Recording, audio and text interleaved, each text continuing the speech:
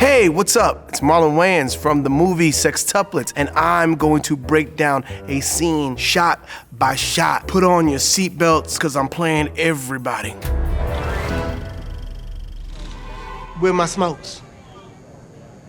I didn't bring any smoke. Oh, hell no! I know you did not show up to a prison without no damn smokes. It's like going to the boom boom room and not bringing singles. We filmed this scene over a course of 3 days. When I do these characters, it's 7 hours of makeup, sometimes 7.5 hours. After that, we'd film for 14 to 16 hours. After I filmed Russell, I had to come in the next day as Dawn. I would sleep till 3:30 in the morning, and I have to be back to work to get in the 7.5 hours of makeup for Dawn. And then an hour of beauty makeup. And the lady wanted to make me all beautiful. I was like, no, boo, I'm Dawn. Black is already beautiful, so no on the beauty makeup. Ain't nobody gonna rub on your little clink cloth for free? My dude. Russell. In terms of the eye line, Titus, who's the director, I love him, he did such a great job, but he was just so like, you're looking here, if you could just look right there. I'm like, you want me to redo this entire 15-minute take because my eye line was off? Hey, let's just say Russell got a loose eye. Maybe he just looks the wrong way, but you had to be very precise. So sometimes he put the actors there, but they would move a lot. And so when I had to act, what he would do is he would put the stick there because the stick don't move. So I would have to make sure that's Alan's eye line right there and stay right there for Alan and remember where Alan was the entire time that I'm filming. The guards did a full pat down. How the hell you get that in here? Well, in the World War II prison comedy, Hogan's Heroes, Colonel Hogan once duped the buffoonish Sergeant Schultz by hiding a monkey wrench way deep in his anus. You know what? Way up there by undigested food. This scene, 70% improv. See, the thing about me is I never really learned the lines because I always was creating new lines. I would learn it just so I know what the beginning, middle, end is. But for me, I like to improvise, which drove everybody crazy. I don't know what Dawn's gonna prepare that day. I get the point. Thank you. Be quiet, damn. Oh, you lucky you didn't grow up with me. I swear I would have beat your ass.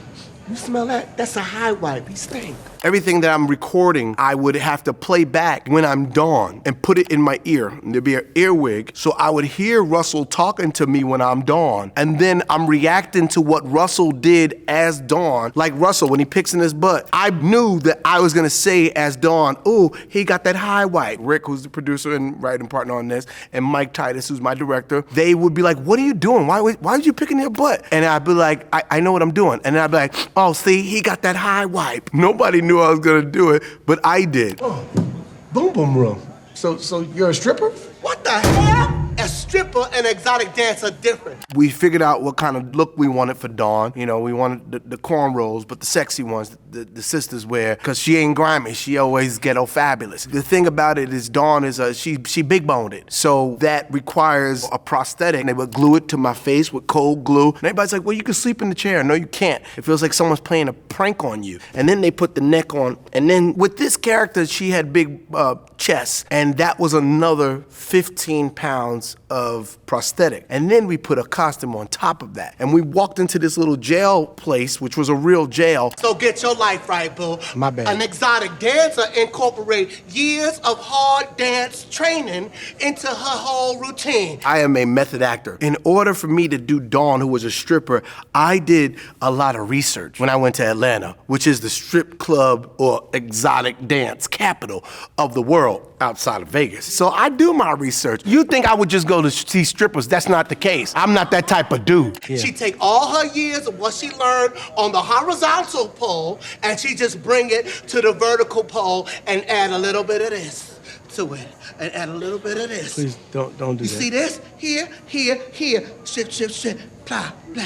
Plie, releve, ass on face. Plie, releve, ass on face. So I learned watching this one girl that was at the strip club. She was doing these elegant ballet moves, and then she would just twerk and pop her butt like a video game. And then she'd get back up and be in like 5th position. And I went to LaGuardia High School, so we took dance. And I'm watching her use like plie, releves, and I cracked a joke to my nephew who was sitting next to me. And I said, what does she do? Does she mix the two of them together? And then I looked at the vertical pole and I was like, oh, I see. It's a stripper pole like this, but like this, it's a balance beam. And so that's where plie, releve, ass on face came from. He gave elevator ass on face. Sashay, ass on face. All this stuff that she's doing, the pop, pop, pop, that came out of left field.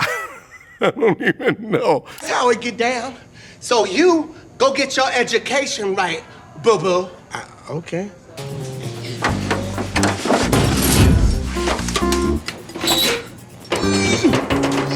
As Russell, I'm in my big suit. I'm acting against nobody because half the time, nobody knew the rhythm of how I was gonna say things. We had body doubles. It didn't matter because they would mess up my timing. So I would do it with a ball or a piece of tape on a stick, and I would just be talking to myself. My wife is pregnant and she's gonna be giving birth in a couple of weeks. Are you serious?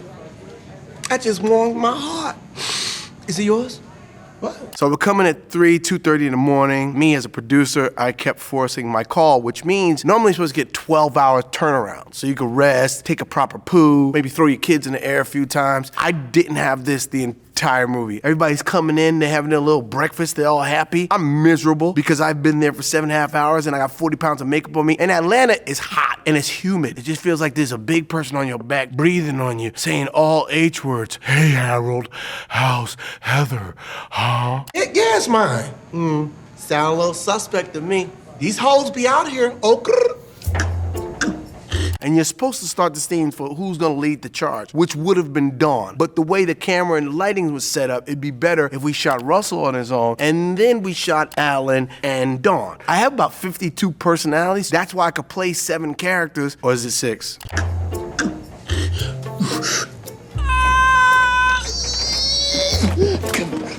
I'd be under all this makeup, I'd be hot, I'd be exhausted, and I'd still want to improvise, which is crazy. The vending machine, we had no idea he was gonna do all the things that he wound up doing, like reaching his hand up in there and, you know, struggling to get that. There was 3 takes of me just going, let's go for it. That became a B story within the scene, just trying to get the cookie crisp out the vending machine. So I hope you enjoyed going through that scene shot by shot. It was a lot of fun to revisit. Please check out Sextuplets, only on Netflix.